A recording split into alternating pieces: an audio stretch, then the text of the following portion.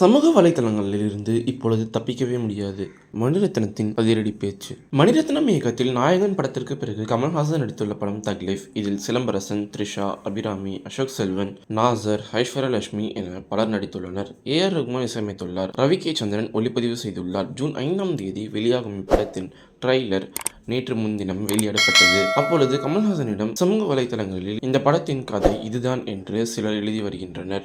அது பற்றி என்ன சொல்கிறீர்கள் என்று கேட்கப்பட்டது. அதற்கு அவர், அதில் சில கதைகள் நன்றாக இருந்தது. நான் விருமாண்டி படத்தை எடுக்கும் பொழுது சிலர் இதுதான் கதை என்று 5-6 கதைகளை எழுதியிருந்தார்கள். நீங்கள் எழுதிய கதை நன்றாக இருக்கிறது, ஆனால் இது வேறு கதை என்று கமல்ஹாசன் கூறினார். சமூக வலைதளங்களில் தங்களை பற்றி வரும் விமர்சனங்களை பார்ப்பீர்களா என்று மணிரத்னத்திடம் கேட்டபோது, சமூக வலைதளங்களில் இருந்து எப்பொழுதும் தப்பிக்கவே முடியாது. கண்டிப்பாக அதில் வரும் தகவல்களை, விமர்சனங்களை பார்க்கிறேன். நல்ல விஷயங்களை எடுத்துக்கொள்கிறேன். என் படங்கள் பெண்களுக்கு முக்கியத்துவம் இருப்பது பற்றி கேட்கிறார்கள். எனக்கு தெரிந்த பெண்கள் அனைவருமே வலிமையானவர்கள். அதனால் அது என் படங்களில் இயல்பாகவே பிரதிபலிக்கிறது என்றார். நடிகர் சிலம்பரசன், த்ரிஷா, அபிராமி, AR ரகுமான் உட்பட படக்குழுவினர் கலந்து கொண்டனர். இந்த படத்தின் ட்ரெய்லர் இணையத்தில் வைரலாகி வருகிறது என்பது குறிப்பிடத்தக்கது.